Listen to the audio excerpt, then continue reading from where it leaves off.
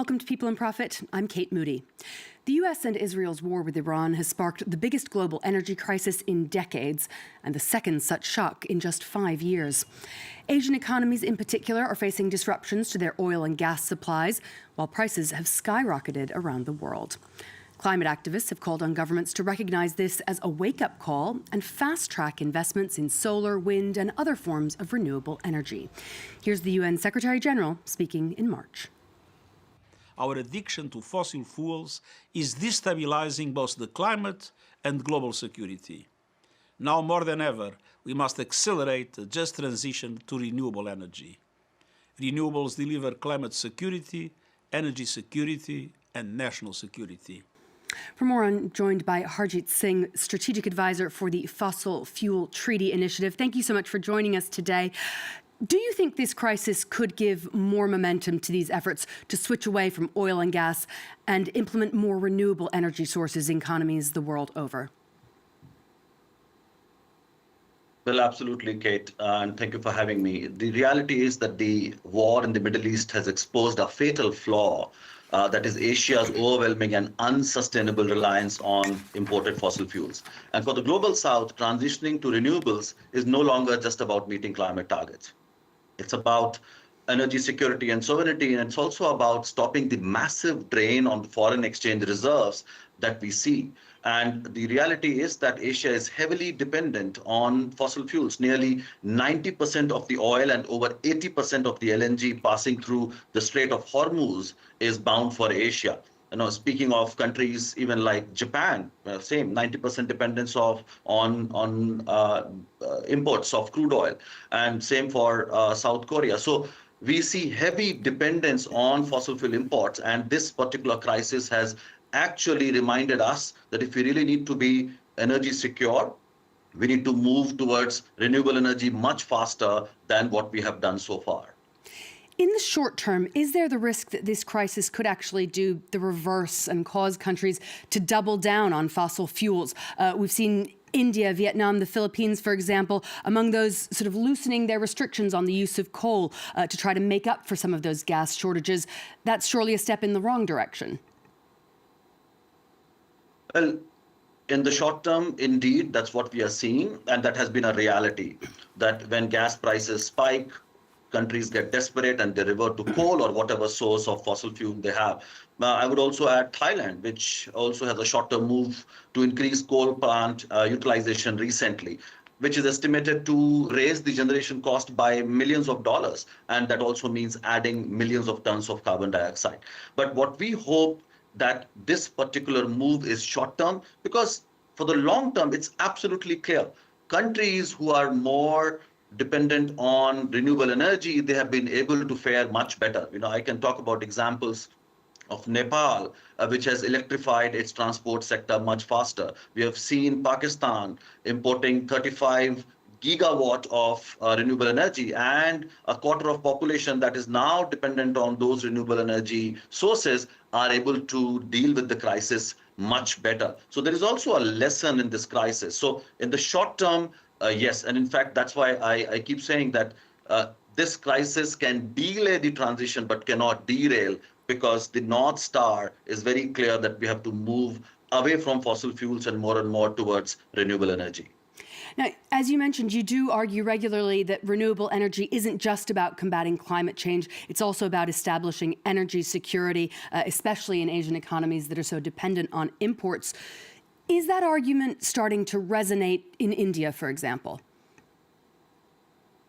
Absolutely. And we have seen that direction of travel over the last several years. We have seen how we are electrifying our transport sector. We have seen already India achieving its target of having more than 50% of its power now from non-fossil fuel sources, and which it achieved several years ago ahead of the target. So there is already a move, and if I talk about the transport sector, we have seen the adoption of electric vehicle is happening way faster. So the direction of travel is absolutely clear. The fact is that because India's energy needs are growing, and therefore we see in terms of quantum, both fossil fuel and renewable energy consumption is growing. What we would like to see how renewable energy displaces the use of fossil fuels. So that's happening, and with the increasing finance and technology, which we do expect to come from developed countries, India can achieve the target much faster. Now, these higher energy prices mean that oil and gas giants are sort of raking in the cash. Do you expect to see more of a push to tax those windfall profits, as some countries did indeed during the immediate aftermath of Russia's invasion of Ukraine 4 years ago? Well, absolutely. And in fact, we are part of a campaign calling Make Polluters Pay, and we would not like to see that windfall profits going to that 1% or we say 0.1% of population, and rest of the people are suffering from the energy crisis and the climate crisis. So absolutely, we would like these windfall profits to be taxed and to put fossil fuel industry out of business, because they are the ones who are actually on life support. We know that trillions of dollars of subsidies are provided to the fossil fuel industry to survive, whereas some support, if we divert to renewable energy, it can stand on its feet and we can make that adoption much, much faster. So fossil fuel industry must be put on notice and must be taxed heavily. When we look at the current conflict, it's not just oil and gas supplies that have been held up. All sorts of supply chains have been affected, including the shipment of things like aluminum that are really needed in order to develop and implement clean technology. Well, no doubt, the disruption that we have seen because of the war in Middle East has affected supply. And again, we hope that this disruption is short-term and we are able to make sure that the supply of goods, particularly which are relevant for the production of renewable energy, are having a seamless flow. And we also need to make sure that we use those critical minerals far more effectively and adopt an approach where we are able to recycle them. So this particular crisis has actually woken up the whole sector, even on the renewable energy, to see how we can use it as an opportunity, and also making sure that the resources are used far more optimally. Harjit, stay with us for a moment. I want to turn to a report about drivers here in France who are showing a growing interest in electric cars since the start of the war.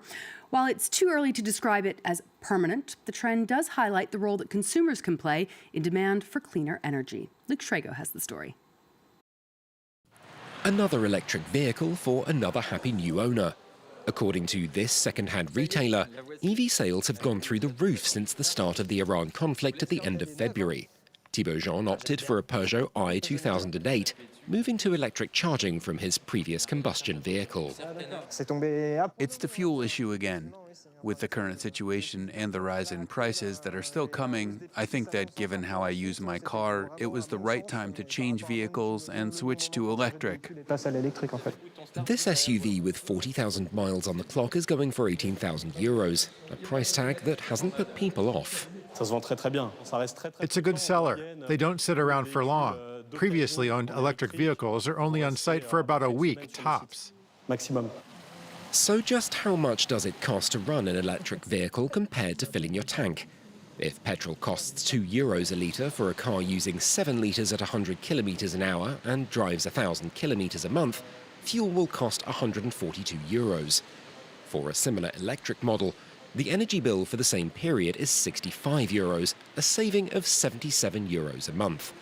That hasn't gone unnoticed by people looking to change cars. And when the bombs started dropping in Iran, one site specializing in used car listings noted an immediate change in searches. In late February, the conflict began, leading to a rapid rise in petrol prices, which started as early March 2nd or 3rd, and was immediately followed by a surge in people looking for electric vehicles. It's the same story for new vehicles too, and the price tags could even be reduced from display, with France offering major subsidies for EV purchases for lower-income households. On average, the state contributed around 20% towards the cost of a new electric vehicle in 2024. Harjit, we've been focused on the broader shift on a societal and governmental level, But can demand from consumers, like we were hearing in that report, also encourage real change? Well, absolutely. And we see that happening in the region and in India in particular, how middle class in India is also very inclined to adopt EVs. I am myself an owner of an electric vehicle for the last 3 years, and we see a lot of benefits. EV sales in India jumped 35% year on year, and electric vehicles now account for roughly 9% of the total automobile sale in the country. So definitely. But I must also point towards a very different kind of revolution if we compare what's happening in the West, where EVs are generally luxury passenger cars. Whereas the revolution that we see in the global South and particularly India, we are heavily driven by two-wheelers and three-wheelers. And by late 2025, nearly 40% of all passenger three-wheelers that were sold were electric. Now, that story has to be taken into account. Nepal's incredible success story that we need to look at, how majority of the cars, about 70% of new cars being sold in Nepal were electric in 2025. So we are seeing that revolution already happening in the global South, and with more support to consumers and better infrastructure, that transition can happen much faster. Harjit Singh from the Fossil Fuel Treaty Initiative, thank you so much for joining us on People and Profit today. Well, that's all for now. Don't forget you can find our previous shows on the France 24 website or as a podcast wherever you usually listen. Until next time, thanks for watching.